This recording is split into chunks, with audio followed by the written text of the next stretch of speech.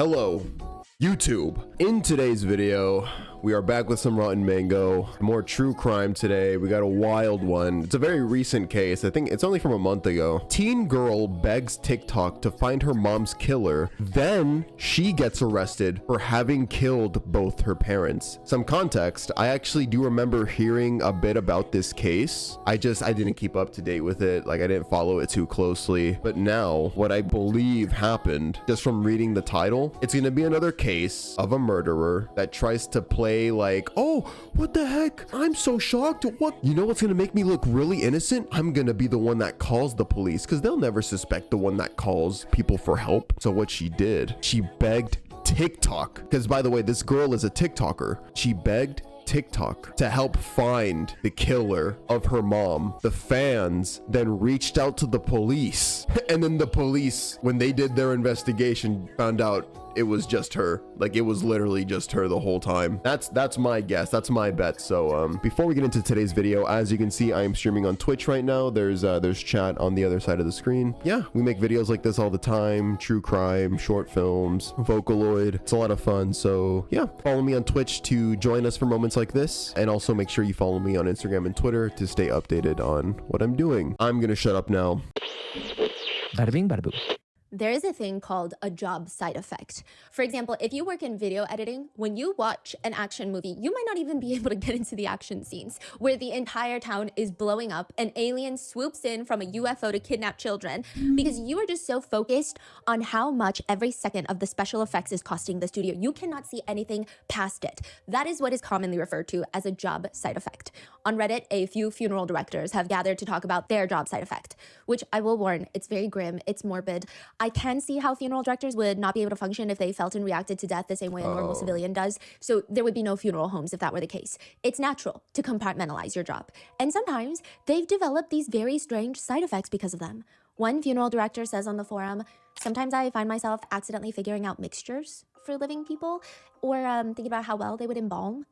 Side note, a mixture refers to the customized blend of embalming fluids, and each time it's unique to the body based on the weight, time of death, tissue condition, because sometimes you want to add a little more of this or a little more of that to try and restore some firmness or color to somebody. Or other times, you're trying to figure out the best mixture for keeping the tissues from dehydrating. You want the deceased to look as, quote, healthy as possible. That's what they say. So their loved ones can pay their respects. Oh, you know what's okay? I'm gonna tie this to like a recent event. So like we're all aware of the Charlie Kirk assassination. I don't know if you guys saw clips of the open casket, but something I did notice with this subject is that his skin seemed visibly almost orange. Yeah, I mean, that's what she's talking about here, like how they restore color to make the corpse look more alive in a way. Healthy as possible. That's what they say. So their loved ones can pay their respects.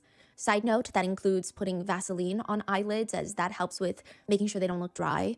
And oftentimes the embalming mixture is this very orangey color because apparently that gives the healthier glow.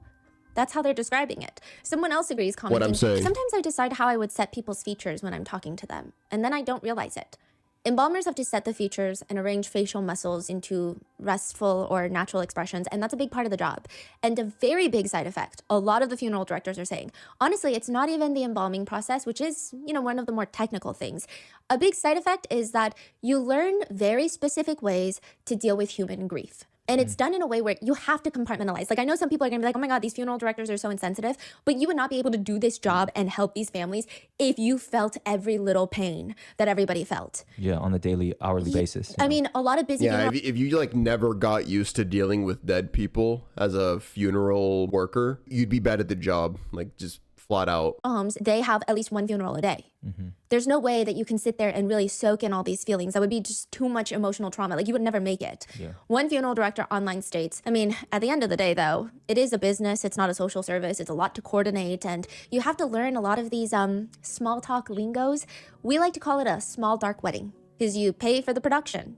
People shouldn't be surprised because it's supposed to be a memorable event, and memorable events are expensive. And so you learn these little ways of talking to clients. For example, you learn very early on not to say things like good morning, good night, happy holidays when you pick up the phone, or when you hang up the phone, or when you say hi or bye to any customers who walk in. Additionally, phrases in their experience that don't do well, they say they cringe every time they hear people coming to other loved ones' funerals and saying this to the grieving families. It typically consists of, they're in a better place now. They say don't say that one, or at least they're no longer in pain, or I understand. And interestingly enough, one of the funeral directors writes on Reddit, the words, I'm sorry? Yeah, unless you're apologizing for something you've done, don't say those words. Especially if you're a funeral director too. So did they say what are you supposed to say? Just hello. Oh. We're here for you if you need anything. And it's a little strange. And they've seen so many eulogies. They've seen so many people passing by. They kind of have an understanding of how things work. And it's very, very rare that a eulogy is to go viral, especially when it's not dedicated to a politician or a celebrity that's passed. I don't think I can name off the top of my head a eulogy that's gone viral in recent years or any years, except for this one. This eulogy is given for the joint funeral for a couple by the name of Kristen and James Brock. Both of them were killed in their sleep, and the killer is still on the loose when this joint funeral takes place. People are psychoanalyzing everything about this eulogy. Even body language experts are I'm going gonna assume those are the girl's parents, huh? on mainstream media, news platforms to talk about the things that they're getting from the delivery of this eulogy. I mean, they say, quote, we're not seeing these short gasps of breath, you know? They're never touching their face. They're not wiping away the tears because there aren't any. We're not seeing upheavals of emotion. We're not seeing those gasps of breath. And throughout the entire eulogy, their tone stays strong, just burning right through this, talking fairly quickly. Seems like they're trying to get to the part where, it's almost like they're trying to get to the part where they talk about themselves again. There are no pauses to gather themselves or anything of that sort. Other netizens are more focused on what's being said. They get up there, and this person making a heartfelt eulogy at the funeral states, this isn't going to be easy, but bear with me because I stutter a lot. I just wanted to say goodbye since we never got the chance to. I was so used to you guys always being here that I never once thought to imagine y'all not being here. Your heart will finally be healed in heaven, and neither of y'all will be in pain anymore. Although that gives me so much comfort, your fight is not supposed to end here. Thank you for all the life lessons you taught me. You were such a beautiful soul with so much gratitude. We can't always choose the music life plays for us, but you can choose how we dance to it. Kristen Brock was always dancing, and they will save a seat for me in heaven, like they saved a seat for me in this very church. When someone tries to tell you anything, no matter Oh, so that whole eulogy is from the daughter that killed them? how important it could be, just listen, because you never know when it's somebody's time to go. You could say goodnight and wake up a few hours just to find out they aren't there, despite their joy and their love. So just listen. And never take a hug or anyone or anything for granted, and love with all that you have in you. And lastly, my take of not taking people for granted, I want to thank my family, also known as my cat family, my grandparents, my siblings, for helping me through my worst nightmare. And last but not least, I want to thank Tasha, Bree, Nate, Lane, Kimberly Hayes, Kim Bowling, Katie, and most of all, my father, Angie, and Ben for making such a big difference. I love you guys. I'm sorry. Is she even crying? It just sounds like she's sniffling a lot. Like her voice wasn't even cracking or breaking. She was just doing like that, yeah. A loved one who was present at the funeral is sitting front row, states, that was weird because not a single tear was shed. So the entire time that this person is up there, the eulogy is said in a shaky voice as if they're crying, but she's sitting there saying, I didn't see a single tear. And she says, quote, what is the voice that they're doing? That sounds like crying, but I don't see a tear. No tissues, never wiping the face, never getting rid of tear marks. Eyes are not red, no snot, they're not crying. The family member in the first row states, it was one of the weirdest things that I had ever witnessed. But not even just that. Apparently, this person gets off the podium and goes one by one, greeting the loved ones of the deceased and giving them each hugs and saying, I'm sorry. And that brings us to the question, why is 17-year-old Sarah Patrick apologizing to everyone when her mother and her stepfather were killed that night, while she and her little sister were asleep in the same house? And why will she be arrested months later after this funeral for killing the two of them and posting TikToks about it? So it wasn't even other people saying sorry to her, like sorry for your loss. She was the one going around saying sorry. It's almost like she knew internally. It was like her body snitching on itself, basically. There are brief mentions of illegal substance abuse, so please watch with your own discretion. Today's case is currently ongoing, so if there's any new developments, we will do our best to keep you updated in the pinned comment. But with that being said, someone has been arrested, they have been charged, they have not been tried, and they are maintaining their innocence. So everybody is innocent until proven guilty. That is how it works in the justice system. So with that being said, let's get started. There is an interview room in a police station that is just not like the others. Each police station, from what we have seen so far by all of the interrogation footage, it varies. Some police stations have standard interrogation rooms with table, chairs, a board of some sort. Other police stations, they like psychological warfare. I don't know who came up with these rooms. They'll have clocks that are broken on the wall, or a tiny little space where the subject is going to start feeling cornered after a long time because they're blocked from the exit by two buff cops just sitting on the chair next to each other playing good cop, bad cop. This room, not like the others. In fact, it's actually kind of cozy. It's really off-putting. You've got the entire police station, you've got the desks of the officers, you've got the interrogation rooms, you've got the little jail cells, and then you have what looks to be a random living room in the middle of the police station, but it's not a break room for the cops. Hey, Stephanie, be careful. I'm kidding. Shitty joke. Officers, you've got the interrogation room. Oh, got her ass. Cancel her. I'm just kidding. Little jail cells, and then you have what looks to be a random living room in the middle of the police station, but it's not a break room for the cops. It's an interrogation room. Well, an interview room. There's Like an open, like, seating area? No, it's closed. Oh. But it's like a living room. You open the door, it looks like a quaint little living room with armchairs, usually a rug, lots of artwork, pastel colors. The lighting is less harsh. It's not like that bright fluorescent light that you see in police stations. It's almost like that warm, no overhead lamp type of light. And it's because that is where you bring in children. You bring them in and you have very specific investigators who are adept at asking these kids the right questions without leading them to figure out what they saw and what they know. February 20th, 2025, police get a phone call, and it is from 16-year-old Sarah Patrick, who is stating that her 41-year-old mother, Kristen Brock, and her stepfather, 45-year-old James Brock, are dead. This 911 call has yet to be released, by the way, but she is effectively stating that her little 5-year-old half-sister, let's call her Bella, she is the child of Kristen and James Brock, and Sarah Patrick is only Kristen Brock's child. So that's her stepdad, and this is her half-sister. Her 5-year-old half-sister, Bella, comes into the room, and she's like, you need to call the police. Like, something happened to mommy, something happened to daddy. She calls the police, and it's too late. The couple had been shot 5 times in their bed in the house that all 4 of them had just been sleeping in. 5 times? 5 times each? It's so chilling to know that it was the girl herself that did that and then had the little sister call the police. 5 times in their bed in the house that all 4 of them had just been sleeping in. This is first thing in the morning. Not only did this 5-year-old little girl find them, but she heard the gunshots too. And it's interesting because the very first thing that the police find... Oh, imagine that. The little girl just heard the pop, pop, pop, pop, pop. A bit fascinating when they're talking to this little 5-year-old girl and later when they talk to 16-year-old Sarah Patrick is how the hell did the little 5-year-old girl hear the gunshots, but 16-year-old Sarah slept through them all? She claims she didn't hear a single gunshot go off in this little house.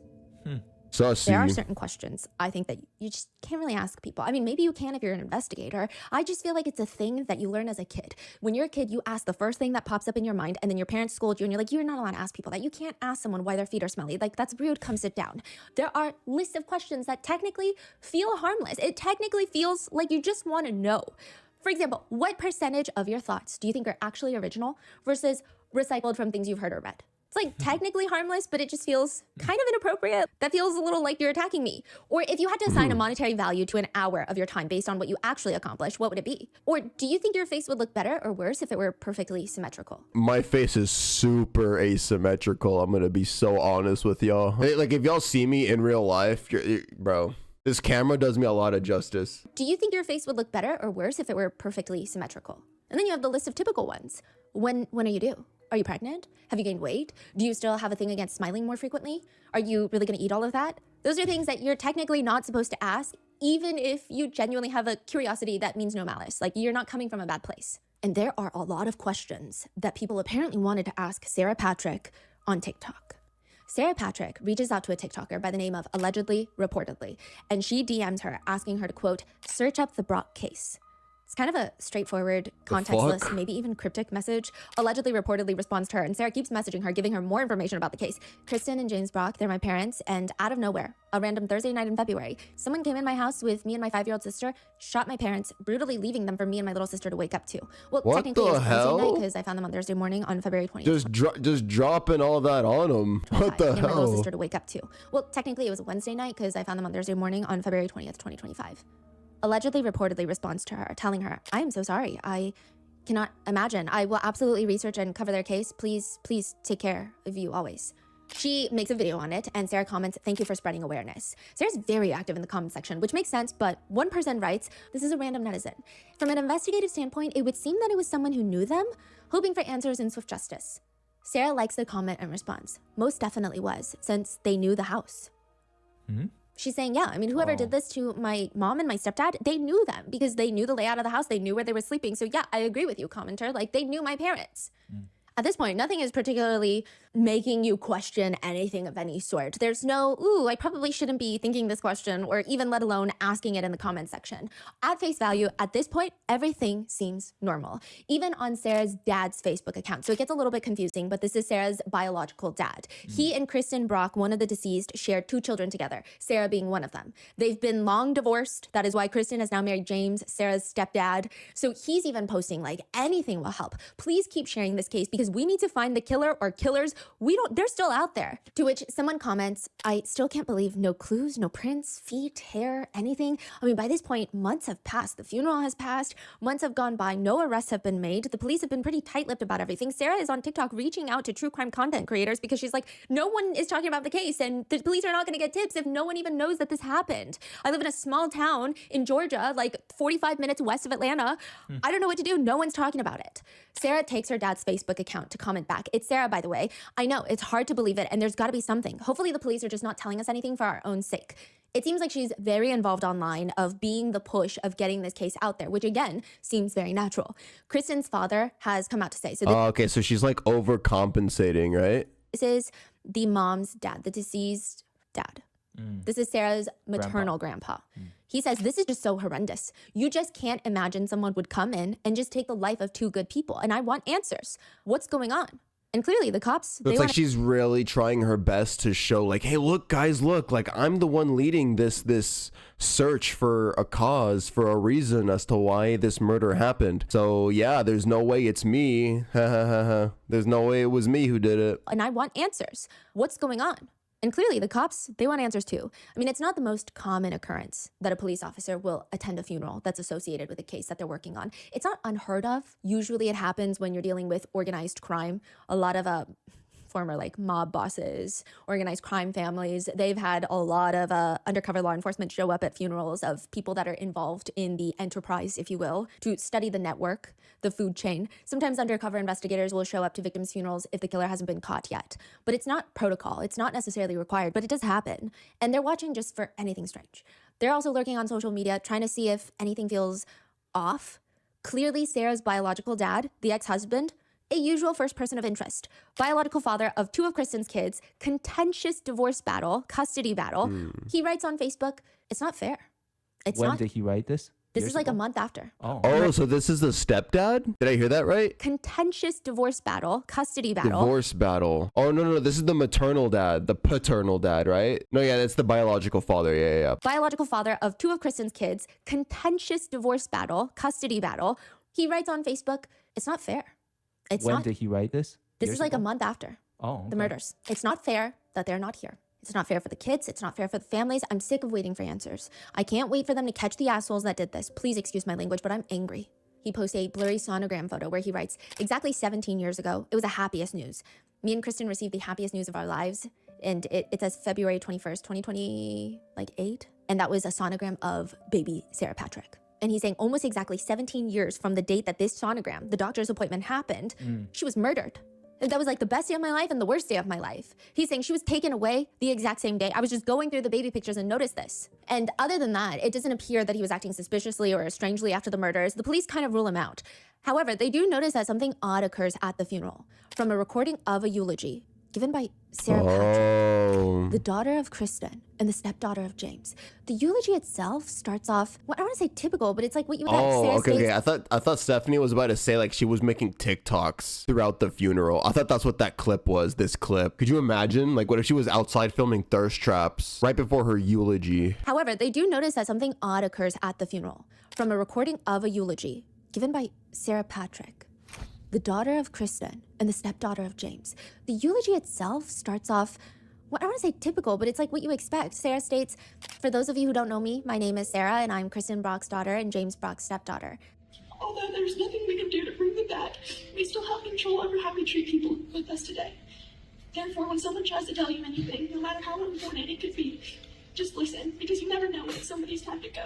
You can say goodnight and wake up a few hours just to find out they aren't there.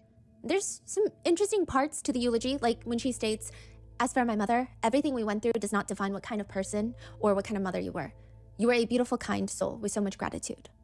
And it just makes the police gonna tilt their head. Yeah, that's so odd. No matter what we went through, you're still a good person. Like, was y'all's relationship kind of rocky or what? And it just makes the police gonna tilt their head. You're saying like even during that time when that's happening, the cops are already getting some kind of vibes or being alerted? Yeah, because the police, it seems like the police are on the same page as a lot of people on the internet. And a lot of people on the internet didn't want to ask the questions because they didn't want to be perceived as being rude. But it's just a little weird of a eulogy. What does it mean? Like, regardless of everything we went through, it doesn't define what kind of person or what kind of mother you are. Also, in the eulogy, she's not breaking down in tears. She sounds like she's crying, like she's choked up, but she's not crying. She's not wiping away tears. She never has to collect herself or take a breath to catch her breath. It's just slightly weird. And then she has this whole like thank you list, like an Oscars speech at the very end where people are like, sorry. what's happening? And then her very last two words are, I'm sorry. I love you guys. I'm sorry. Ooh, that I'm sorry kind of sounded like it slipped out, kind of like something akin to a Freudian slip. It's not, I don't think it would be considered a Freudian slip, but again, it's like your brain subconsciously feeling guilty, so it lets out an I'm sorry to ease itself. And her very last two words are, I'm sorry. I love you guys. I'm sorry. And so people thought, ooh, it's just a little weird. But again, people grieve differently. So it would be inappropriate to ask, hey, what are you sorry for? Hey, why did you list off all these thank yous to these random people? Hey, why are you wearing a light blue baby doll dress at a funeral? I mean, maybe the deceased didn't she's not want wearing all at their black. funeral. I know that's been a thing recently where people don't want grim colors for the celebration of their lives. But people thought it was weird. But it's, again, one of those questions that you just don't ask. You don't ask someone how much money they make over the dinner table. And you don't ask someone why they said I'm sorry at the end of a eulogy. And you also don't ask them, how could you not hear the 5 gunshots if you were in the house? There's a TikTok video with a link to a GoFundMe where you hear everybody singing happy birthday and it sounds slightly sad and pretty eerie. The words on the screen read, don't ever take your family for granted. That voice you once thought was annoying is what you may end up falling asleep to every night. And the only way you can hear it again is our video. It's not good enough. I just want my mama.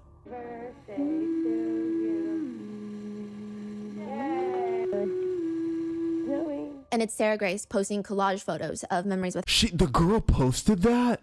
That's how she revealed the GoFundMe? Like, that's spooky ass music? And it's Sarah Grace posting collage photos of memories with her mom and her stepdad. Another TikTok video shows her with mascara running down her cheeks. Like, it's pretty dramatic, almost like you would imagine like those animes when people cry and then you see the mascara running down, almost like liquid coming down and you see the tear streaks. The caption reads, please send prayers for healing and for a break from everything. I'm so tired. I should probably delete this later.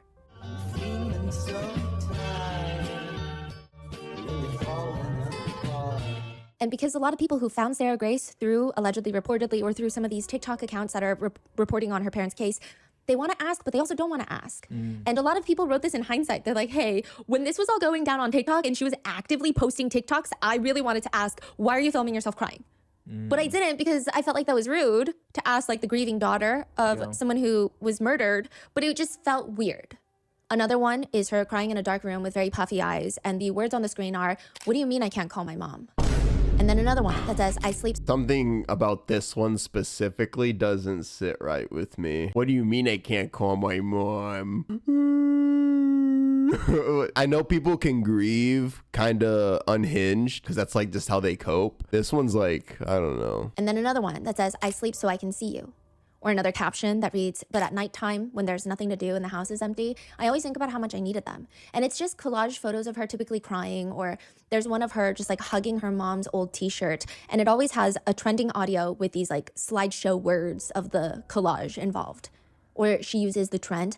They don't know it yet, but a year from now, me and my 5-year-old sister would find them wrongfully shot dead in our home, and they won't get to watch me graduate high school, see me walk down the aisle, or even say goodbye. The caption reads, I miss you guys. Save a seat in heaven for me. You ain't going to heaven, sweetie. I can't stand the fact that I can't see them anymore.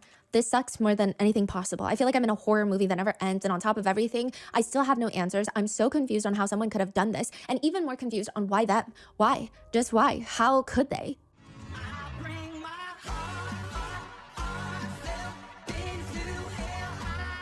So everything is words, just words on the screen. She's never talking. Though. Yeah, okay. I mean, there's like a few, it does get weird because at some point she does transition into posting videos that are not about the crime. I mean, this is like months. She doesn't get arrested until July. This happens in February. So for months, she's posting variations of this. And then I think there were like 1 or 2 where she's lip syncing to words and she seems like every other 17-year-old on TikTok. But majority of her posts were these little collages, or they were videos with the trending audios and then some words on the screen. Was she getting a lot of attention from these posts? Like, are they going all viral? They actually went viral after her arrest. That And makes then they sense. got taken down. And then an account While she was in the heat of her attention seeking shit, posting all those cringe videos, she was just flopping, bro. Like, she was just flopping, getting stuck at 300 views and shit. But then after she got arrested, after she got caught, then some of them went viral. Was she getting a lot of attention from these posts? Like, are they going all viral? They actually went viral after her arrest. that And makes then they sense. got taken down. And then an account reposted them, but you won't see like a lot of the original comments. Her account's gone, or Yeah. those posts? Okay. Yeah. And she will post them, writing things like, I'll never forget her last speaking with me. She came into my room. She's referring to her mom. When I was in bed watching a show and she told me goodnight in this deep voice and was acting silly. I should have hugged her. And when James talked to me last, he told me I love you and goodnight through the door.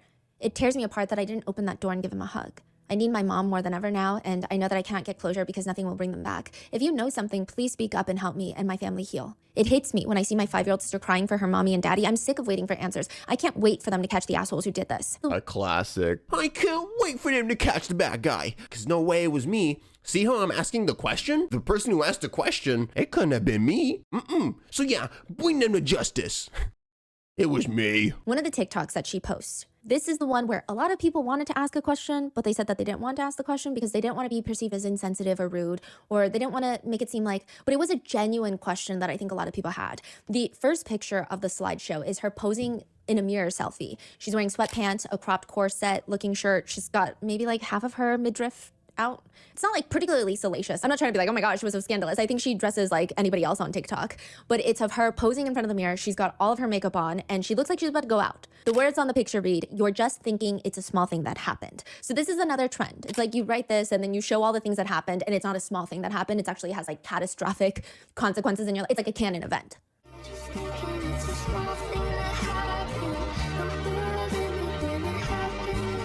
Which is a trend, but people thought it was kind of weird that she's referring to her mom being murdered in the house that she was also asleep in as like, you just think it's a small thing that happened. I mean, maybe she's just misusing the trend, which is maybe odd at best. But it's weird that the very first picture of her is with her makeup on and looking relatively put together, and then the rest are just slideshows of her bawling. Some people are saying, well, that's the point of the trend. You're supposed to show yourself normal, and then as the trauma progresses, and that's the trend. Others are saying it's still kind of weird that she's doing these trends, but then others were arguing, well, maybe she's doing those trends because she wants attention on her mom's case to get it solved. So there was a lot of back and forth, but a lot of people just thought it was maybe one too many crying videos, but they didn't feel like they were in the place to judge, which I agree. Another strange thing that people had questions about is there was someone commenting asking Sarah, what was the weapon? Water gun emoji or knife emoji or question mark, meaning like what was the murder weapon? And Sarah just comments back, water gun emoji. You just responded to it. Some people thought that was very weird. It's also been reported that whenever someone commented that they were sorry for her loss, she would just respond, don't be. Now, this is pretty contentious. People are like, yeah, well, that's exactly what I would say too. Like, you don't have to be sorry. You don't have to like ruin your day, but I'm just trying to tell you this information. Others are saying, it just feels weird. Like, what do you mean don't be? It's just something nice that people are saying. Instead of saying thank you or like, yes, please keep a lookout on the case, you say don't be. I mean, it gets to the point where eventually one body language expert states that Sarah seems too much in her element when she's creating these crying TikToks. He says, if you and I have tears, we wipe them away. That's what normal people do. She doesn't. She wants you to see what she's going through. That's why she's got the mascara She's on and also- letting that leak down as well. Maybe it's harsh, maybe it's accurate, I don't know. They also point out that her picture that she takes and posts on her way to her parents' funeral. So she's like taking a selfie in the car on the way to the funeral and she's like, I can't believe this. I can't believe I'm going to the funeral right now. Her eyes aren't Guys, red. I'm This is so what the body language sad. expert states. Her muscles are tense in the way her muscles are tense, but they're not tense in the way that someone who's actually grieving looks. So a lot of, when you're grieving, there's a lot of tension in the mouth area, in the lips. They get downturned, there's pressure. It's almost like you're holding it in your jaw. And then it's like loose, but kind of tense at the outer corners of your eyes. She, according to him, does not appear to be in true grief. That's what he believes just looking at that selfie. I mean, take that as you will. I always take body language experts with like all the salt grains in the ocean. But these are all hindsight, right? This body Yeah. language. Okay. So no one is saying it at the time because Right. those would be questions that you really just cannot ask. Yeah. I mean, I do think body language experts are interesting. I think it's fascinating. And I do think that there is a lot of truth to it in the sense of, I'm sure a lot of humans do hold tension in specific areas when they have certain emotions because that's how we learn to express ourselves. And we all kind of adapt to each other's facial expressions. But people's mannerisms are so unique and personal and people could have different abilities with moving their facial structures. It's just, there's too much room for error. Yeah. But I digress. Some of the bigger questions in this case, though, even one of James's family members states this. What strikes me as weird is she didn't seem afraid in any of her TikToks. Killer is still out there. You were in the house when your mom and your stepdad were shot. That's something you would definitely look out for. Like, this girl is acting like her parents were murdered. That's the story that she's given. And then she just didn't hear the gunshots. She doesn't seem afraid of going out, of simply even just being around. I would be paranoid after something like that happened. I'd be like, dude, whoever did it, they know us. They know our family. They're familiar with where we live. She hasn't displayed any of that up to this point. When your mom That is and your true. stepdad were shot and killed, killers are still out there. Not once did she post, I'm scared. Yeah. I'm afraid. There's a killer on the loose and the town needs to be afraid. We don't know what they're going to do. We don't know who these people are. We don't know what they're capable of. What are the police doing? There is not much fear. It's more so, I can't wait for them to catch these assholes. Please help me catch them. She also states this is James's niece. So the stepdad's niece. She has no blood relation to Sarah Patrick. And she says, she lost her mom. She deserves to be sad, but the weird TikToks just kept getting more weird. So, I mean, what are you supposed to? It's very, I don't know what to say about it. I mean, Sarah comments on another TikTok and she says, I'm Sarah. So she's referring to one of the true crime creators talking about her. And she's like, when they said that I'm awake, I actually went to bed around 12 p.m. I think she means 12 a.m. that night as the latest. And I first heard the alarm no more than like 10, 20 minutes before I went to bed. So she heard this like alarm go off in the primary bedroom. This is James Brock's LVAD machine. He's got a heart machine that he's always plugged into because he has really bad heart problems. He had open heart surgery multiple times. He was waiting for a heart transplant. And that alarm will go off for all sorts of things. It does seem like that alarm is slightly sensitive from what I can see online because you have to be because, I mean, he could literally die from his heart not working properly and pumping blood. It's a machine that helps his heart pump blood. Wow. So if that stops, Yeah. he will pass. So there's alarms that are embedded on this machine. And she said that she heard the alarm go off maybe like 10, 20 minutes before she fell asleep. And she kind of mentions it's like a common occurrence. It goes off. They have to fix whatever's wrong with it. Sometimes it could be like it's administrative. Sometimes it's not a big deal. If it is a big deal, then the alarm gets louder. You go to the hospital. She thought it was just like a normal day. She goes to bed. She says, I was already really tired and I wasn't hardly even able to hear it due to my TV and my sister's TV and my heater. Plus my door was barely cracked open when I went to bed. So she's saying she went to sleep super early, heard the alarm go off, and then just knocked out, didn't hear anything else until she was woken up by her 5-year-old sister who was like, oh my gosh, you have to call the police. So people, they don't ask, but they kind of want to ask, how did you not hear the 5 gunshots? What time was the shot?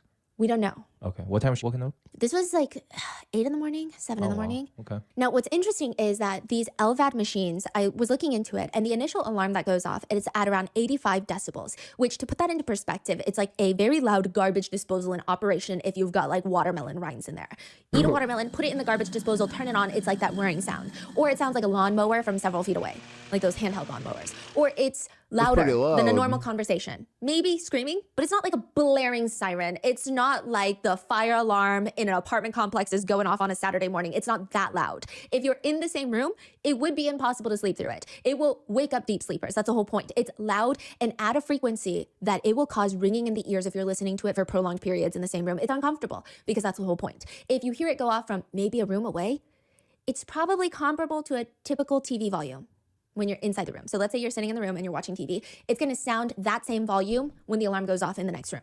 She says that she hears the LVAD machine before she falls asleep, but she doesn't hear a gunshot. What's the average gunshot decibel level? Yeah, I mean, bro, that 152 to 165 decibels. And she's trying to say that she didn't hear shit. A gunshot, especially fired indoors, is going to be around 160 decibels, depending on the gun There you located go. in the house. But that would be like standing next to a jet engine at takeoff. Or if multiple jackhammers were operating simultaneously in your kitchen, in your house at the same time. A single jackhammer is around 110 decibels. This is 160. This is much louder. And it's even louder indoors because it's a confined space with lots of walls, floors, ceilings that reflect sound waves back through the rooms. According to Imagine, okay, with all this talk of being scared from the sound, like it's just a sudden bang at 160 decibels. The little girl, the little sibling, how old was she? Like 10 or something, or even younger? Imagine how scared she was hearing that in the morning. Oh yeah, floor she was ceilings that 5. reflect sound waves back through the rooms. According to gun experts, they say it's virtually impossible. And when you look up the house that they live in, it's a 2,000 square foot house. It's not a Jeff Bezos mansion with like 25 different levels and a guest house for the chief of staff. This is a very normal house. It's 2,000 square feet. And she says she doesn't hear any of them One gunshot is 100 times louder than a smoke alarm, 1,000 times louder than a vacuum cleaner. The vibrations are so strong that it can rattle the windows. If there are neighbors within a few hundred feet of the property, which there weren't, but if there were, most likely they would have heard it as well. In fact, depending on how close you are, you could experience pretty severe discomfort in your ears for at least a few hours, if not the entire day afterwards. The only reason you would not hear this, experts theorize, is 3 things: severe pre-existing hard of hearing, unconsciousness, or extreme intoxication or heavy sedation. That's it. That would be the only way. There are a few other points of contention that happen in hindsight, like the fact that Sarah writes in her DM to the true crime creator. I think it would be a really big hit because the only person who posted about it made it as the first image you see when you Google their names. Plus, I can give you intel.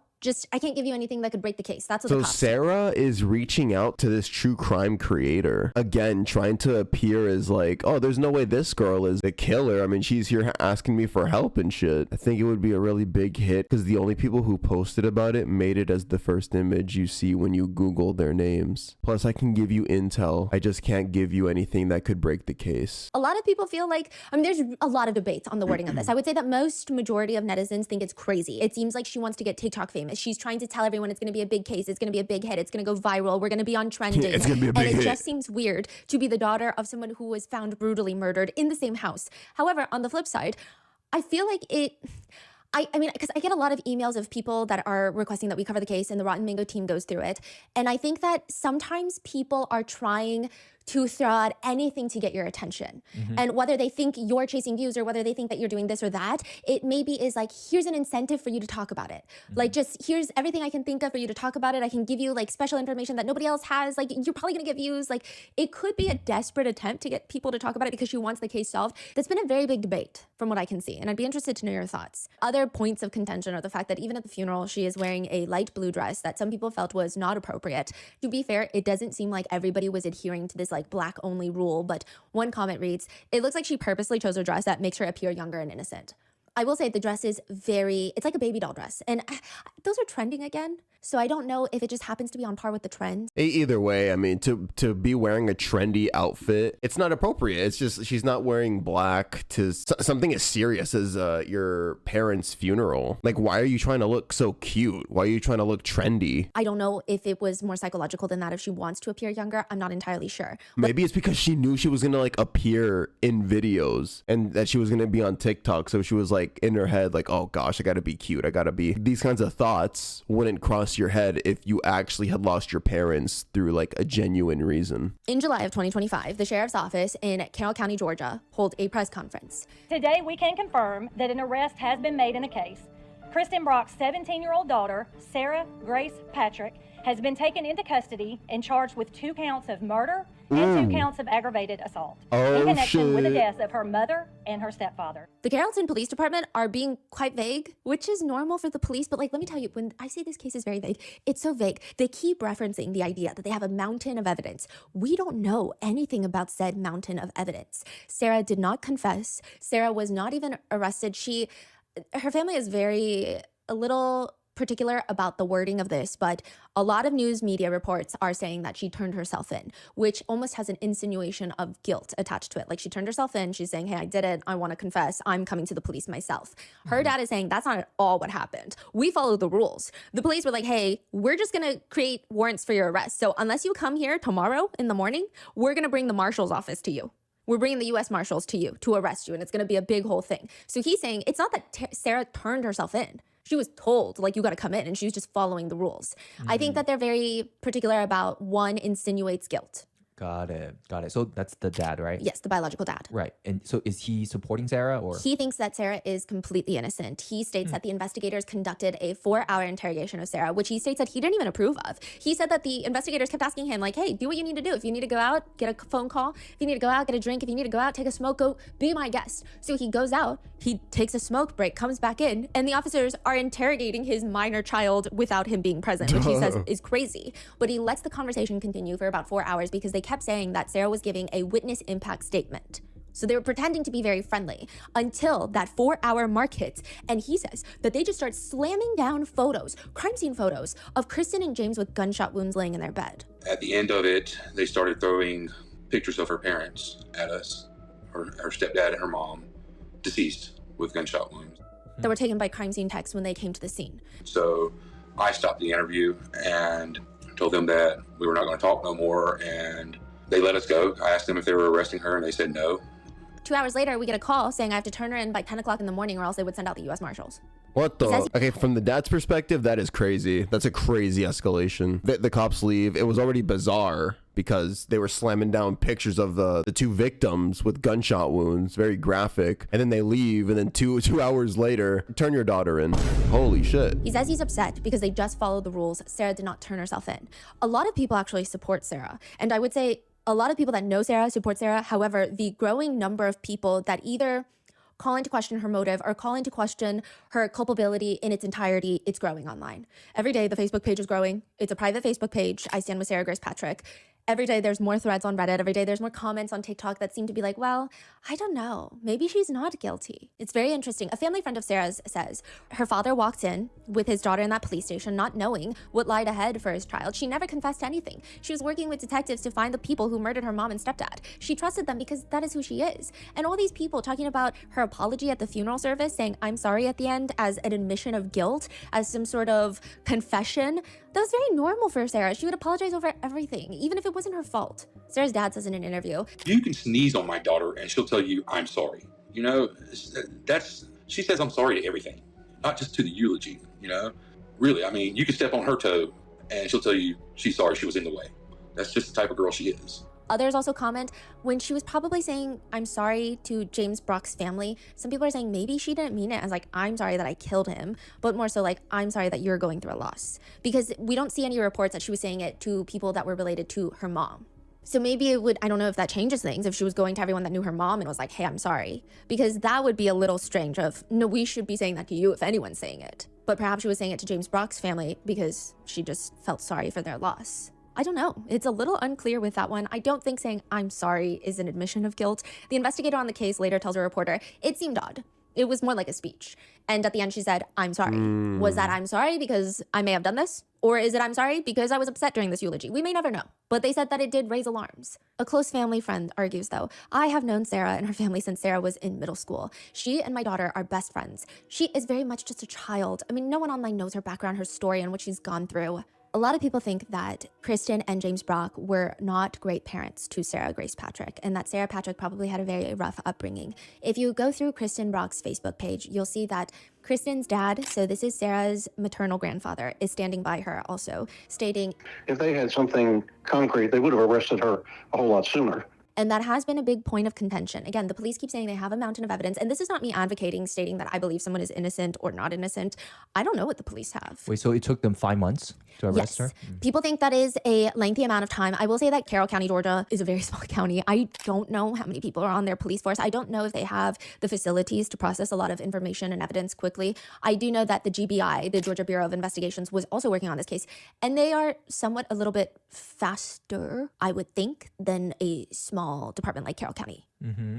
Some people did think it was weird that it took so long. Now, here's where it gets a little bit weirder. The murder weapon was nowhere in the house. The gun was not found in the house. So that would mean that if Sarah were to be the killer, she would have shot her parents and then disposed of the gun. But what's even weirder is that's totally feasible. That could totally be something that happened, right? But nobody knows if the police even found the gun. They've been very strange about it. And I mean, sometimes police are vague for reasons. And this is a very sensitive case where it's getting viral online, and she's a minor. But they're saying, we can't really comment on that. Who? The police can comment on that? Yeah, they're like, people are asking, have you found the murder weapon? And they're like, we can't really comment on it. So what does that mean? Nobody knows what that means. Are they trying to lie because they think other people are involved? And maybe they're trying to find the owner of the gun? Maybe it has like defaced serial numbers? I don't know. Or does it mean they haven't found the gun and they don't want to admit to it because that would be like, hey, what do you mean you haven't found the gun? Another thing that people point out is if they suspected Sarah Grace Patrick of being guilty from the jump, from the get-go, which is what a lot of people think because she stated from the get-go that she did not hear gunshots and police thought it was strange. Why didn't they test her hands for gunshot residue? Maybe they did. But it's just, I think they're not really helping themselves in this case, at least online. I'm not saying in the trial. I think in the court system, it's probably best if they don't reveal every information that they have. But at least on terms of online, people are weirded out. If they had tested her hands for gunshot residue the day of, if it came back positive, that would have been an arrest instantly. They also took her phone early on in the case. Oh, okay. So she was using her dad's phone to post on Facebook and to post on TikTok. So if they took her phone, I mean, you would imagine that teenagers are not great at covering up their crimes. So you're saying, like, again, there's so many opportunity to arrest her very early on. Yes, but it could also be argued. This is a county that does not deal with a lot of homicides. You're talking about a very sensitive case where a minor is going to be charged with double homicide, 2 counts of murder, and she's going to be tried as an adult. I think if they believe that she was not at flight risk, perhaps they wanted to dot their I's and cross their T's and get everything absolutely perfect before they made an arrest. However, some netizens argue that as well, saying, what do you mean? They just let her roam about for 5 months? Because if she's capable of killing her own mom and her stepdad, I mean, she's probably had flight risk, considering she was jumping around from family home to friends' houses. She was going to a friend's house in Alabama. It seems like she didn't have a permanent residence. She had nothing tying her to that town. And you hear a lot about teenagers that run away. I don't want to call it incompetency, but she did just mention that this county doesn't experience that much violent crime. So like, what if they were just not used to dealing with this shit? I don't want to call them bad at their job or like incompetent again, but I mean, that could have been the case. Like, they're not used to dealing with this shit, so they're like, oh god, that's why they were kind of slow. Yeah. But you said GBI is involved in the case, or was involved? It seems like they processed a lot of the evidence, but I don't think that they're involved in the sense of they are leading the investigation. But they are being sent evidence and they are processing it and sending results back. What that evidence is, we don't know. And again, I feel like this almost sounds like I'm advocating to maybe question her innocence. That's not what I'm doing. But also, maybe that is something I should do more, because everyone is innocent until proven guilty. It's just, this is the conversation that's been online, and it's been growing every single day. I would say initially when she was first arrested, everybody, it seemed, was on board with that she's guilty. People didn't even want a trial. They're like, forget the trial, forget innocent until proven guilty. No, she's guilty. Look at her TikToks. But now every day, every hour, it seems like there's more comments being like, wait, what's the mountain of evidence? Or new people that are coming into this case that are like, wait, I'm so confused. So they haven't even found the murder weapon. Yeah. What's the evidence that they have against her? So there's 2 sides to the argument. Some are saying maybe they've got no evidence. Others are saying maybe the evidence is so strong, they don't even need to tell the public about it. But Sarah's side of the family is adamant that she did not do this. And if she didn't, who did? Sarah's dad says in an interview, Sarah knows more than most people know. The only thing that she could think of was there was drug deals go wrong. her mother and James Brock had fallen into some drug abuse. You know, they ripped somebody off a couple months before that, and Sarah thought that it could be that person. When I say drugs, I'm not talking about like, you know, the hardcore drugs. From what I understand, it was over weed or something like that, but a substantial amount. And she was telling the investigators that the whole time. And when we talked to the investigators, they said that they had already talked to them and said that they counted them out. So Sarah tried to, like, maybe, I don't know, she was trying to tell the cops that they had a bad trip or some shit, or maybe a bad drug deal, or a dealer got mad and then wanted to kill them or something. He continues, even just a week before their deaths, my son told me about an incident where a friend of theirs pulled a gun on them right before Valentine's Day. And my son witnessed it. That's my son, and he's not just gonna make stuff up like that. He brought that up to us, that the family friend that had pulled a gun on James in the kitchen, and they asked him to leave and make him go walk the dogs. Damn. The police have stated that there were no signs of forced entry, but the family do often sleep with their doors unlocked. However, Sarah's dad says he took a picture of the front door and he believes it looks like someone tried to break it open. There is no confirmation that this is accurate, meaning we don't know when these marks could have been made. We don't know if this was from a week ago. We don't know if it was from that day. However, some people think that Sarah's biological dad doing interviews is actually making her look guiltier. At one point, he talks about James's LVAD machine, stating that it was a constant thing that always went off. He heard it go off during dinner, sometimes when they would go out to eat together. He says that it wasn't too loud. So netizens are confused because Sarah stated that she heard the LVAD machine go off, and now her dad is saying it wasn't too loud. So she could hear that, but she couldn't hear gunshots. So it's just reinforcing that clue. Not only was the heart pumping machine not as loud as the bullet, now they're just saying in general it was pretty quiet. Like it wasn't that loud of a machine. Like it was easy to ignore. I mean, if she could hear that machine, that's not loud at all. But she didn't hear the fucking bullets. So she could hear that, but she couldn't hear gunshots. And Sarah's dad said, speaking of gunshots, they don't have a weapon. And again, we don't know if this is just the police telling him. We don't know if this is him speculating. We don't know what the police have. Do we know where the room locations exactly or not really? Okay, this is another part where people thought that Sarah's side of the family was not doing her any favors. They kept saying that the house has an odd layout. I went on Zillow, and the house looks like all the bedrooms are kind of in one section. And even if it's not, it's a 2,000 square foot, one-level house. Okay. But even if it weren't a one-level house, like a single-level residence, 2,000 square feet, you would probably hear gunshots, like I said. Again, we're not talking about a 50,000 square foot commercial building. Yeah. Even then, you probably could hear. Yeah, that gunshot is weird. So the bedrooms are not in like opposite. It doesn't appear so. Part I mean, of the there's no floor plan to the house, but James's family who have been to the house say the bedrooms are all in the same area. Like they're all in that same section. The only thing that's confusing is now some netizens are questioning whether or not the 5-year-old heard the gunshots, because if the murder weapon had not been found, it could have been a silencer on it. But if the 5-year-old heard the gunshots, then Sarah should have too. So that's where it's kind of tricky. I I feel like the 5-year-old heard the gunshots. That doesn't seem like something a 5-year-old could even grasp an understanding of like it's very. I mean, I don't.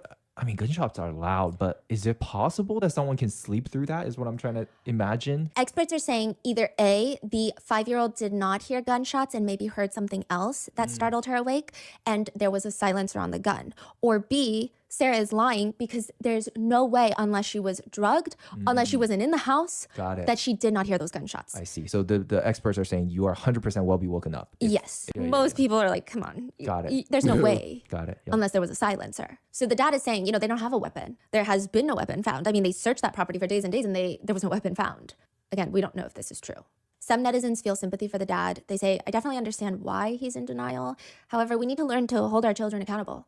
Or some people are commenting, I feel very sorry for the dad. I hope for his sake his daughter is innocent. I resonate with that comment. Like, I feel like for the dad's sake, I hope the kid is innocent, because the dad looks like a genuine dude. I mean, it would ruin anybody to find this out, but like, especially for this guy that we just saw, for the daughter to come out as guilty, that would ruin him. And so a lot of netizens have then taken to trying to figure out Sarah Patrick's motive. I do want to make a firm note here. This is a very sensitive part of the case that I was kind of struggling with the Rotten Mingo team of like, okay, do we talk about this? Because this is a big part of the conversation right now as it's developing. And I can foresee that it's probably only going to get bigger and probably bigger up until the trial or if she pleads guilty. Because we don't talk about it doesn't mean that it goes away. I do want to make a firm note, though, that when people search for a motive, that does not mean that they're in search for an excuse for the perpetrator, nor are they saying that any motive would justify any sort of crime, especially one as extreme as double homicide. I think the pursuit of understanding should not be mistaken for endorsement of actions.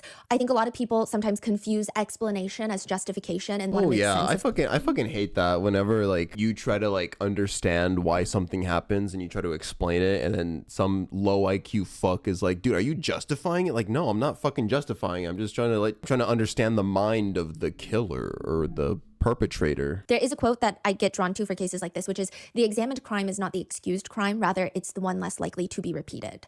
So with that being said, do I think sometimes people like to cross that line? Yeah. I mean, I will say that perhaps with this case, that line gets crossed a few times. And I'll let you know when. But there are a lot of people trying to understand what the hell is happening. Like, if Sarah Patrick killed these two people, why would she do that? It doesn't even make sense. And I think the biggest thing is Sarah Patrick was 17 years old. Even when her mom passes away, her stepfather is gone, she's kind of free. She's roaming about. There's not like one firm guardian. Even the police confirmed it. Like, she's 17. She's free to go wherever. It doesn't seem like it's this, oh, you've got 10 more years in my custody and I'm going to say, no, you can't have a boyfriend. It doesn't seem like that. It seems like she could probably just leave and not live with them. So why go to this extreme length? Was there some sort of underlying mental health condition? Was there some sort of big vendetta against them? Is this just a teenager snapping? I think a lot of people are trying to make sense of it. A family member of James's said in an interview that she does not believe that Sarah is innocent. So it seems like Sarah's side of the family believes she is innocent, including Kristen's dad. Sarah's grandpa. Yes, the deceased father. He's believes that she's innocent as well. Wow. Yes. Now, James Brock, they have no blood ties. This is his stepdaughter. Yeah. They believe that Sarah is guilty. And a lot of people believe that Sarah is guilty. They say, first of all, how did she not hear the gunshots? It just doesn't make any sense. The family, that's a flag right there. The people that aren't blood related, as you can expect, they're gonna have less biased thoughts. Like the fact that they're just so outrightly saying she's guilty. How the fuck do you not hear that? Those gunshots. It just comes off as more rational, more logical, coming from that side of the family. How did she not hear the gunshots? It just doesn't make any sense. The family also states, I mean, Sarah's side of the family is going around town telling everybody that the house had a weird layout, but no, it didn't. That's not true at all. All of the bedrooms were close together. It's a rather small house. She says, quote, I'm not out here with a measuring tape, but if I were to guess, between the doorway to the parents' room and Sarah's room, maybe 8 feet. Yeah, like no kind of weird layout is gonna defy physics. Like literally, like, a gunshot is a gunshot. Like your house could be a fucking swirl, weird ass built house, and it's physics, bro. Sound is gonna travel through. She's not going to name names, but I quote, I can say that multiple members of Sarah's family have come to us privately and said that Sarah was involved. That's a lot to me. That says a lot to me, because if you're going out on that kind of limb, and I will. Oh, wait, what happened? She's not going to name names, but I quote, I can say that multiple members of Sarah's family have come to us privately and said that Sarah was involved. That's a lot to me. That says a lot to me, because if you're going out on that kind of limb. And I will say that James's niece seems very honest. Her name is also Kristen, so it gets a little confusing, but she just strikes me as someone that's not trying to just put all the blame on Sarah because it seems like the best way to grieve. It seems like she genuinely wants answers, and they've led her to this path. And it seems like she probably knows a lot more than the internet does. But she states, every time I was around Sarah, she's very sweet. It's not like she's this crazy teenager that she's like, oh, she's so crazy, she's weird, she's losing it. She was very sweet. She was very open to talk to whoever was around. She struck me as a sweet girl. She did. But I didn't live in that home with her. And so James had said multiple times that you don't know the real Sarah. He didn't go into detail because, to be honest, when he would tell my mom that, she'd be like, oh, James, you never raised a teenage girl before. And you're not supposed to think anything more of that. But he said multiple times, she's not the sweet Sarah that you guys see. She's not who she puts online. You don't know the real her. That's so scary to hear. Jesus Christ. At the funeral was so strange. There were tears everywhere at that funeral. Everybody couldn't get through their speech. My mom needed a friend up there with her just to get through it. And I think it's weird that Sarah, after losing her mom, gets up there in her dress, did this big, long speech, and didn't ever shed a tear. Didn't ever stop to gather herself. I think it was very weird. At the funeral, it was just kind of like a big, wow. She says, I don't think at the time any of us had a solid theory. We didn't think it was possible that she acted alone. And I still don't believe that she did, because it just seems odd that she would be the one to pull the trigger. Interesting. So they believe that there's another person. Yes. And a lot of people believe that, and they think that is maybe why the police have been very vague about everything regarding this investigation. So let's go into people's theories of the motive. Again, motive is an explanation to actions, not a justification to actions, especially in this situation where it seems like Sarah does have other family members. She's 17. It seems like she was able to walk out of this house if she wanted to. Maybe a boyfriend helped her. Yeah, that's what I'm saying. It's that part's confusing me. Like the fact that so many people are believing that she didn't work alone. Like, who would help in this? It does not seem to be a self-defense. Like, this is not that. So there's really no justifying, but these are the theories online. The first is, this is the main one, that she wanted to be TikTok famous. There were pictures of her previously, before the crimes happened, where she is lip syncing to songs, and there is like an Oxygen true crime documentary playing in the back. People have taken this to say that she was someone that was obsessed with true crime, and she wanted to become the grieving daughter and to gain attention, sympathy, love, and adoration through the internet through that way. She was using her dad's phone because her phone was confiscated. She was promoting her TikTok page on her dad's Facebook. She was posting on her dad's Facebook. And it's very interesting because I will say that James Brock's side of the family, when they were posting, it was very much like, spread the word, $5,000 reward, spread the word, spread the word. Sarah would say, yes, we need to talk about it. But a lot of it were trends, trending audios, TikTok sounds, crying, just a little bit more of that side versus like, can we please talk about it? Can we please raise awareness? I'm sorry, it's giving Ash Trevino kinda. Can we please talk about it? Can we please raise awareness? Can we please talk about this case? So a lot of people have felt that is part of maybe her motive of trying to become TikTok famous. The fact that she's reaching out to TikTok content creators to ask them to cover her case is also another supplemental piece of evidence that people have for believing this motive. As you can see, she reached out to me back in May. She messaged me back on June 3rd and just said, search up Brock case. She would also post things like, we need lots of shares because this case can't be forgotten about. But at the same time, I don't want to make too much noise on social media because I don't want to scare this person off. People thought that was just kind of a weird phrase. And so that's a big chunk of people. They think that she did this because she wanted to get TikTok famous. And maybe she just did not like her parents. Because I don't think you could do that just to get TikTok. I don't know. Yeah. One netizen comments, I don't know, it's twisted, but I don't get the vibe that she was getting such satisfaction out of fooling people. I think she took comfort in getting all the emotional support that she might have lacked, maybe from everywhere else. Of course, she had to play it off online, but I mean, she did sure go out of her way to get attention, which is really fucked up. So I think even as people, she didn't Anytime need Stephanie curses, I have to do a double take. Like, did she just say fucked up right there? everywhere else, go out of her way to get attention, which is really fucked up. So I think even as people are commenting, they're kind of confused. They're like, at the same time, she didn't need to post so many trending audios nonstop to try and get views. But at the same time, I don't know if that's the motive. Like, that's what netizens are saying. Why are you calling me a simp for that? That's just the funny thing. It's just like whenever she curses. A lot of people say that serial killers want to get caught because they want the notoriety and they want to be recognized for their crimes. Other people say that when it's killers that are not complete serial killers, where they do feel... What the fuck was that pose? That went... What the hell? Guys, look how sad I am. And then she's the actual killer. Complete serial killers, where they do feel some guilt and remorse. They kind of do these subconscious things in an effort to get caught. It's like, people say it's like the lottery effect. When people win the lottery, they almost subconsciously, maybe, feel like they don't deserve the money or they didn't earn the money, so they'll blow through the money. It's kind of, I don't know, some people are saying that. They're saying it doesn't make sense that you would reach out to content creators to cover your case, to get more attention on your case, if you're getting away with it. They're saying it just doesn't make sense. And that's why people are saying, no, but it's not about getting away with it. It's about getting TikTok famous. I actually would agree with that. I think she wanted to get caught. Because again, she was watching true crime shit in the background of her TikToks, all the TikToks of her crying and stuff, posting these very ominous captions. It's like she was forming a story page by page. Like exactly what Stephanie has been talking about in this video from beginning to end. The girl was making her story. Like, come on, what would make for a good true crime video? Oh yeah, they would talk about how I was making creepy TikToks. I was the one calling for all this help. I wasn't really crying at the eulogy. Yeah. One netizen comment reads, "She let her little sister find her parents' bodies. I don't think it really matters if she felt any remorse. If she did this, like, she let her little sister find her parents' bodies. That's crazy." Then comes the second theory, and this is where I think things get a little bit tricky. There are a lot of people that have resorted to, I would say a good chunk of people are internet sleuthing. They're going online, they're digging into old Facebook posts, they're going onto Instagram accounts and just trying to put some puzzle pieces together for their own understanding of this crime. And then there are people who are straight up victim blaming. She and James Brock officially started dating in 2018, or at least on Facebook. And people are commenting, "A new man, good for you." And she's responding, "A keeper, finally. New to the public eye, but already in mine and the kids' hearts. Love after divorce is possible." Heart emoji. So it seems like things are going well up until September 20th, 2022. So this is 2 years and 3 months before the crime. Kristen posts on Facebook a very cryptic message. And it's to the point, but somehow cryptic, and it has underlying messages, and it just reads, "Yeah, this hurts me, but it's gonna hurt her more." And she's talking about their 5-year-old daughter. Again, let's call her Bella. "Please pray for us and our safety. Please let me know if you see James Brock so you can warn me. He is trying to kill me, has been trying to get to the house and to the child. Man, wasted tears, now huge fears." Wait, what's going on? So she's posting to her Facebook friends that her little 5-year-old daughter is going to be heartbroken because it appears that her and James are no longer going to be together. And she tells her Facebook friends, "Hey, if you see James Brock, you have to let me know because he's trying to kill me." Okay.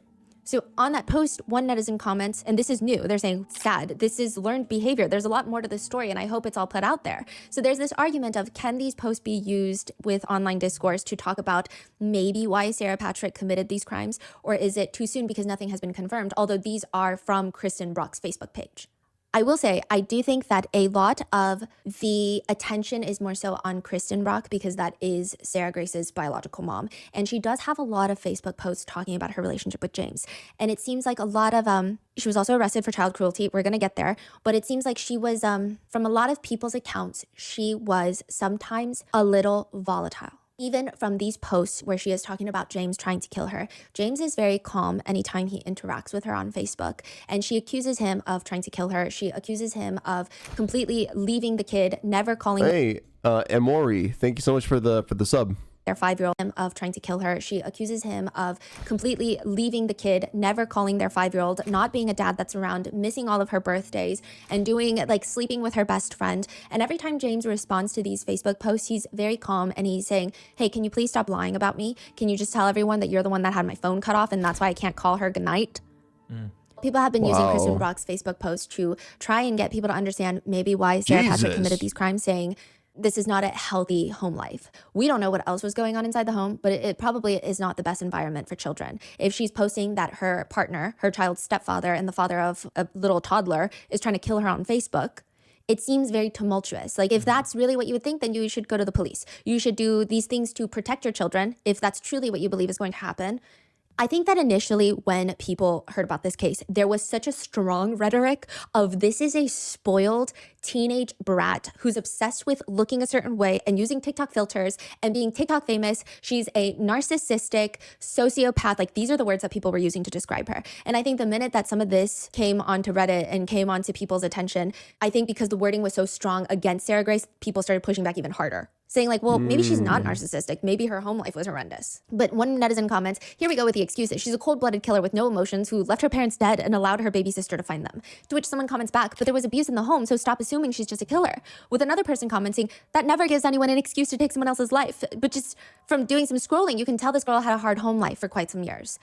After putting your children through all this drama of your past relationships, posting on Facebook that you're going to get killed by him, etc., your child more than likely has witnessed your relationship and has trauma from it. If you're in a toxic relationship like this, you need to put your kids first. You shouldn't run back to that relationship every chance you get. Lord only knows what these children have witnessed daily for years. Yeah, it's always really tricky when there's kids involved in cases like this, because some people want to be skeptical of everything and treat everything as just like, okay, we're just getting to the facts, bro. Like they're removing any bit of emotion, any bit of feelings from it, and they're just trying to focus on the facts. They just want to reach that conclusion. But other people, understandably so, try really hard to be fair, to be good people. Not that that's bad, but you're trying to be overly good. Their heart's in the right place. It's a very difficult dynamic, conflicting morals. Yeah. A lot of the Facebook posts do indicate that maybe she had a complicated relationship with James Brock. So on the same day, she would post quotes like, "Stop chasing after people and being the only one trying to fix everything. It's mentally and physically exhausting. You have to find peace with whoever comes and goes from your life. Don't be the only one putting in effort because you will end up losing yourself trying to save everyone else." And then the same day she'd post, "And just like that, voila. Thank you, Lord, for opening my eyes and showing me what I need to see." And then the same day she posts another one that says, "I instantly smile when I see a text from you. I don't even care what's in it. It's just amazing to know I crossed your mind for a second." And this is all about James, clearly. Seems like it. So overall, at least in 2022, their relationship was probably on rocky footing. In another post, she shares a quote that reads, "Humble enough to know I'm replaceable, cocky enough to know it's a downgrade." And then she comments on that. Damn. James doesn't call, and call our 5-year-old, and I'm about to go to bed. Once I wake up, it's GNU, everything. I don't know what that means. "I can't let this little girl's heart be broke by him ever again." To which James responds, writing, "Be sure you tell everyone you had my phone cut off." I think this is the mom and the stepdad, right? Because the biological dad is still alive. So just for context, in case you guys don't understand what's happening, Stephanie's giving context as to how the parents' relationship was like before they passed away, before they were murdered. So I think they're trying to provide context right now as to what the two daughters were going through every day in that household. In 2022, Kristen was arrested with child cruelty charges in the 3rd degree, which means that you are letting a child witness felonies. That's basically what it means. It appears from all accounts that I could find online that James was inside of a barn. Kristen was very upset with him. She had their daughter in the back seat and her son. So this is James's stepson. This is Sarah Patrick's full brother. Sarah's not here at the barn, but he's standing, I guess, outside, and she's trying to run into James with her car, allegedly. And because her daughter was in the backseat and her son witnessed this, it would be cruelty to children in the 3rd degree. Huh, interesting. So James called the cops. Yes. And they came and they charged her with that. Yes. However, it seems like nothing really crazy came of the case. She did tell her parents that it's just a big misunderstanding, like James is lying to the police. And that's not what happened. James also accuses Kristen of saying things to her son, such as, quote, "You told your son he wasn't your son, he was just a snitch. Missed child cruelty charges in 3rd degree to our daughter and your son." A lot of netizens have found these posts and they have a lot to say about it. So basically all this is to say, all of this, I'm sorry, like this is just like so much like annoying bullshit about the parents. All this is to say that the daughter, she didn't grow up in a very good household. So that provides some context as to like maybe why she wanted them both gone. The people that think that this has no relation to the case, they think it's actually inappropriate to even talk about it because they're like, these are victims in this case. Nothing justifies murder at all. Like, this is a spoiled teenage girl that could have left and she killed them and let the 5-year-old daughter find them. There's no excuse, and the fact that people even think that this is an explanation of anything is bad. And then you have the other side of people that are saying it's actually not bad when you think about children and the way that trauma develops in their brain. If there is evidence of any sort of trauma or any sort of abuse in the house, that could be a good way to understand why she did what she allegedly did and is accused of doing by the police. My stance on that is no, like it doesn't make it okay. You can understand it and you can maybe take that into account when sentencing them. But notice what I'm saying there, you're sentencing them. They're getting a consequence. You're not letting them off the hook or letting them off with an easy sentence. Yeah, for me, it's just, it doesn't excuse it. It's valuable context, but it's not, you're not getting off the hook with it. Yeah. It seems like they cannot convince the other party to think the way that they think. A lot of people are actually finding these posts and tagging the Carleton Police Department in it. Interesting. And one netizen comments, no child can grow up normal in that kind of environment. And even if the parents changed and found Jesus, she lived more of her life around that lifestyle than not. And they're saying to not talk about it is also weird. To not talk about it is acting like it doesn't exist. Then what? We just act like it doesn't exist and then more things happen like this? So they're saying, again, it's not justification. It's not proof of anything. It's just saying this could have been something. But probably the most talked about Facebook post comes from June 20th of 2021, where on a separate Facebook page, Kristen posts, "My son's name. I'm coming to get you, love. I know you're so unhappy there. I hear you and I'm doing everything I can to make it happen. I promise you that, son. Your father can't beat you anymore." So Kristen is saying, hey, your biological dad is beating you, so I'm going to come pick you up and I will never let him beat you. And she's posting, talking about her son on her son's page. Okay. Sarah comments on that. And she responds, "Kristen, you are a grown woman, and this is the child that you put through the dirt just to make yourself happy. Commenting on this post and posting this is never going to make me want to go to your house again and shows how immature you are. Respectfully, grow up." Ooh, so that's Sarah right there. Oh, she's calling her mom by her name? Then another one thing, "This is never going to make me want to go to your house again and shows how immature you are. Respectfully, grow up." Then another one from Sarah to her mother, this time in all caps, reads, "The only one that beat us was the ex-stepdad you got with and had no time to realize it because you were out there dealing. Daddy has never laid a hand on me and you need to stop brainwashing my brother and it doesn't work anymore with me." Wait, this, Oh, okay. So she clearly has a preference for her biological dad, huh? The only one that beat us was the ex-stepdad you got. Okay, there you go. So she was not only obviously mad at the stepdad for possibly physically abusing them, but even casted some of that hatred towards the mom for even getting with him. Or She someone said else. ex-stepdad, and it does seem like they were on and off.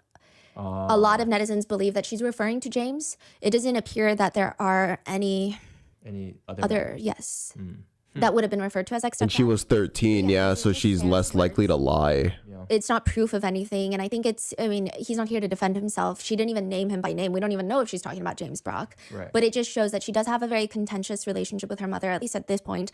And there seems to be some trouble in the household. Again, it doesn't justify anything. Kristen responds, maybe you need to call me because we need some therapy for real. Sad this is the only way you talk to your mom. Court documents also reveal that Sarah's biological dad. That is kind of sad, yeah. That kind of relationship with your mom and having that kind of household. In that regard, I can definitely empathize with Sarah. They get a divorce. Sarah's dad states that Kristen, quote, the mother has unrehabilitated substance abuse issues and both she and her boyfriend, referring to James Brock, fail to adequately provide a suitable drug-free environment for minor children.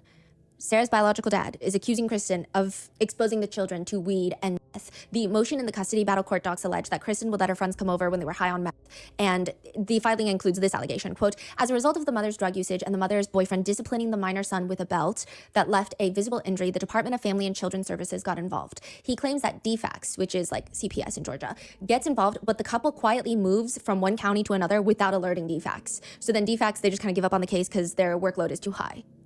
Sarah's dad alleges that Kristen would have, quote, spiraling behaviors that would make it, quote, extremely unsafe for her to have the children in any unsupervised manner. According to the court document, Sarah allegedly told her teacher that she knew that her mom had drugs in the house and she didn't want to go back to living with her mom. This is when she's like 11. The court doc reads, the minor daughter is able to express whether her mother hides the illegal drugs in the house, like where, what the drugs look like in the packaging and the foul odor of the... Sarah's biological dad alleges that during one incident, Sarah was in the car with her brother and Kristen and James, along with some random adults that are friends with Kristen, in which Sarah had to, quote, force to put a blanket over her face to avoid having vomit slung at her. Oh, what one the of her friends was fuck? high and drunk and was vomiting everywhere. Okay, yeah, so this makes it less clear. I went into this video just kind of, I for sure thought I was just gonna be like, oh, this girl's insane, this girl is crazy. But no, I mean her living condition with these adults were not the best. And he also alleges that Kristen would get super drunk and just send drunk videos to family members and friends. But like most custody battles, I mean, I think the dirt was slung both ways. Kristen would also allege the biological father of being drunk when he was taking care of his kids. But ultimately, in March of 2020, it was ordered that the two would split custody 50-50. That's when Sarah is 11. Kristen's dad is saying, yes, they had a rough life. They had a lot of past histories and transgressions that were not great, but they learned from it and they were turning a new leaf. They were going to the church in Carlton. They were getting their life together. And then this happened. But in 2022, James filed a temporary protection order against Kristen, claiming that he was terrified of his own wife. He was terrified for his own safety and for their youngest daughter. He claims that he was inside of a barn when Kristen tried to run him over. Side note, Kristen's dad will later state that this is not true, remember? But in that filing, he claims that in 2022, Kristen was abusing prescription medication. He also accuses her of her abuse during the relationship, stating that she was hitting him, destroying his property, and had even threatened to kill him. And I think this is where, I mean, I think you guys are smart. You guys always do your own research.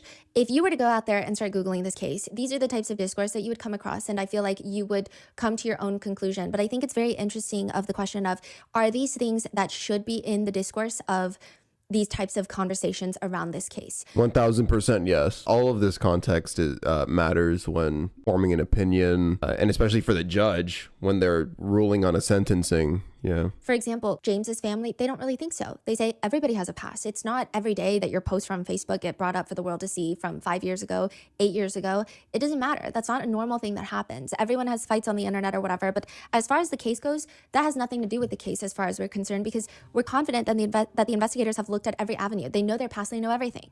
So she's saying it's kind of like muddying the waters when it doesn't really have a connection with the case. But others, on the other hand, are saying, but it does, because if that's the house that Sarah's living in, then it can kind of explain why she might have had a motive. So it's just been interesting. I will say that a lot of people have spoken highly of the couple. In particular, a lot of people have spoken very highly of James. He had multiple different heart surgeries, including the one to get the LVAD attached to him, which, by the way, would indicate that he's probably clean. Because if you're awaiting a heart transplant, they do a lot of tests, like a lot of toxicology screenings. If it's showing that you have any sort of illegal substance in you, you're going to be inactive on the wait list for a heart transplant. They're not going to give you a heart transplant. They're just not. So it wouldn't make sense. And then with all of his heart conditions, I highly doubt that he was partaking in any substance abuse at this point. But he seemed like a really kind soul, is what a lot of people say. There is That's very sad. I mean, shit. His existence was already kind of tough with the whole heart transplant stuff. I mean, bro was fighting. Like, look at him fighting to stay alive, fighting to just live. And then for the daughter that he was, you know, still excited to take care of, ended his life. That he was fighting so hard to live. There is this voicemail of him, and this is right before he goes into heart surgery. He's calling his niece, and he leaves a voicemail, and he's like, you know that movie Ted? I know you've probably seen that movie Ted with Mark Wahlberg, the teddy bear. But at the end of it, he gets ripped apart. And they sew him back together, and then they pray for him to be, you know, alive again. And in the morning when he wakes up and he talks to him, he's like, I just want to tell you that I love you for something. That way, in case I wake up after the surgery and I can't talk and I'm going, you already know what I'm trying to say. I love you, girl.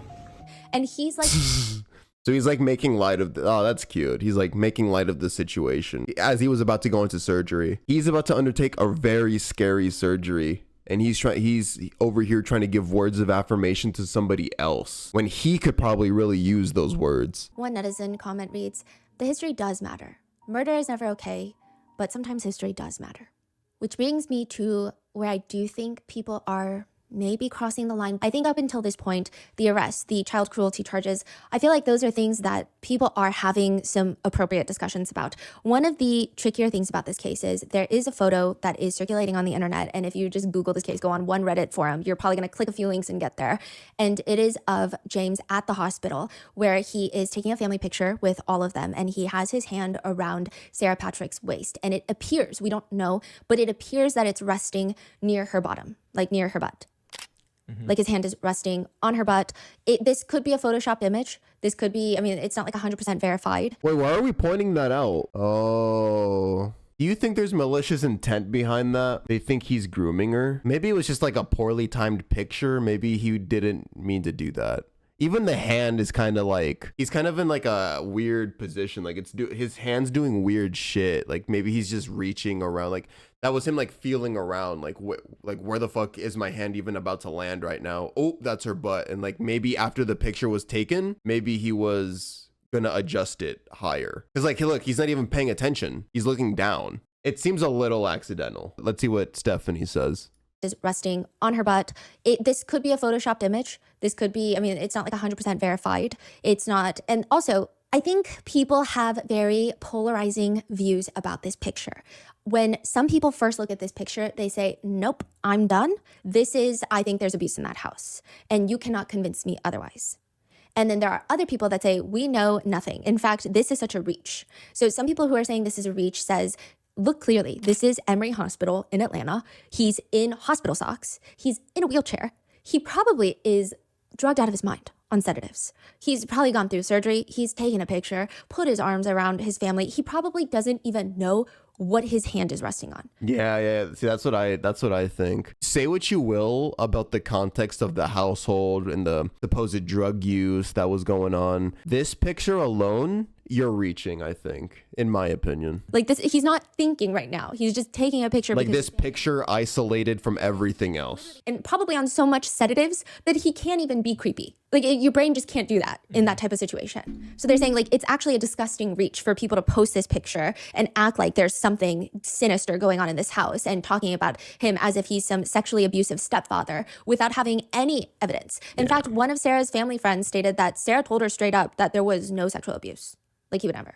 But others are arguing, yeah, but a lot of people don't admit to abuse. Some people are just saying, hey, if he can't lift his arm more than where her butt is, don't put your arm around them at all. Some people are saying, well, it looks like his hand is hovering. Some people are arguing, well, it doesn't really matter. It's just weird. This is a teenage girl and you're the stepfather. Completely disagree. Some people are saying it's very different per house. Like a lot of people have different barriers. I think some families are a lot more expressive with their physical affection for each other, like kissing each other on the cheek. My family is like a strict side hug family just because we love our personal space all the time. Like it just really depends on the people. Others are saying, no, as a single parent, I would never let my husband touch my daughter like that. But it is interesting. Some netizens are commenting about this picture. I mean, seriously, why are so many people almost desperately hoping that her stepfather abused her? Others are commenting, the fact that so many people are trying to make this seem like an innocent mistake of brushing it off because he just had surgery or etc. is absolutely crazy. He had his hand on that child's ass and there's no excuse for that. Others argue this is a disgusting reach. And then people are commenting back, yeah, because he's reaching for her butt. And it just feels like, again, this is not a situation where either side is going to convince another person to see it their way. It's just been a lot of people's personal stories and experiences injected into this case. Yeah. Do we know trial dates, anything? I think she has a bond hearing later this month to see if she's going to get out on bail. James's niece has spoken for the Brock family against these internet speculations. And she says, well, not about this one specifically, but just in general of all of them. And she says, I think that people need to be really cautious about what they say because they don't know. Digging up stuff from, some of this stuff, I'm not even sure where people get it from. I'm like, I knew them. I talk to them all the time. I'm friends with them on social media. Where in the world did you even get this? But they have children. They have children that are watching, grown children. James has grandchildren. This is the stuff that they're going to see. And it may turn out that none of that's true. So why put that out there forever? So the other stuff really is not necessary until we know more. And I'm confident that there's a lot more to know. Which one netizen agrees, saying, oh, good Lord, the victim farming in this discussion. Fun fact, your own stories, however tragic, if even true, are not necessarily Sarah's story. Projecting will not help solve this crime. You know, Sarah Grace might truly just be a straight up sociopath. Plenty of girls and women are. This girl murdered her parents for internet fame and attention, and it's painfully obvious. Others say, the picture's weird, but she let her little sister find her parents. She's evil and wanted attention. I don't know why you guys are always sympathizing with the insane. Another person comments, my brother did this to my mom. We all had an amazing home life. What pisses me off is people saying my mom must have been a terrible person. No, my brother was a terrible person. And so with that is the Sarah Grace Patrick case as of right now. I do think it's interesting because I don't know why. I feel like if this case were to happen a few years ago, I don't know if there would be this much discourse. I'm gonna give my take. I definitely do have a take. For this specific case, I usually don't care about context or like the person's background too much. But for this, I think it would be a little disingenuous to not take it into account. Like the household was fucked. That doesn't make what she did okay, but it does explain it. It doesn't excuse it. It explains it, and it gives valuable context that should help your judgment when deciding on a proper sentencing. Oh yeah, remember that. I feel like a lot of people are overlooking that. The way she killed them.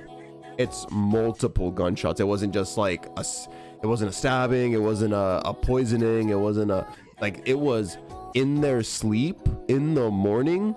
Boom, boom, boom, boom, boom, boom, boom, boom. Like, so it's violent. That's gonna jack up her sentencing. Something that you should take into account that might, get her a little bit of leniency, decrease the sentencing a little bit. I mean, look at the household she was living in, the drug use that she was exposed to. Like, she was around adults committing felonies. There is literal evidence on social media of arguments, not just between the stepdad and the mom, but between the fucking daughter and the mom. So it was a very volatile environment, very chaotic. It's not good for your brain development. She was 13 years old. That definitely opened up an avenue for resentment to build up. This is one of those cases where I actually do care about the backstory. To people saying like, oh yeah, don't sympathize, like, yeah, whatever, just give her the max penalty and yeah, blah blah blah. At the end of the day, a society is built on laws, built on reason, and it would be wrong of us to not take all of that information into account. Yeah, that was another true crime video. Man, she's so hot. Thank you, YouTube, for watching as always, and I will see you guys in the next video. Peace out. Boom.